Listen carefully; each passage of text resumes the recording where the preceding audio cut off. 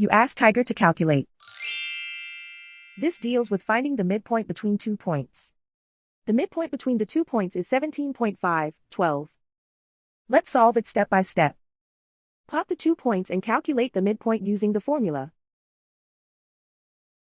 The coordinates of point 1 are, x1 equals -22, y1 equals 7. The coordinates of point 2 are, x2 equals 57, y2 equals 17. PM represents the midpoint of the 2 points.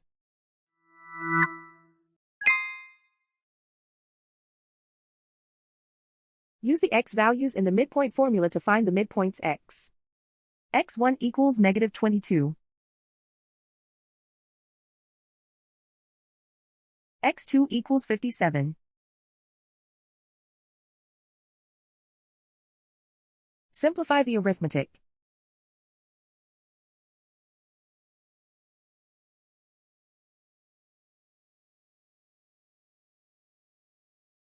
Use the y values in the midpoint formula to find the midpoints y. y1 equals 7.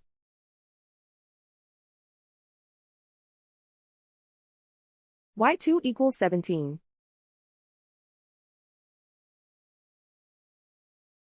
Simplify the arithmetic.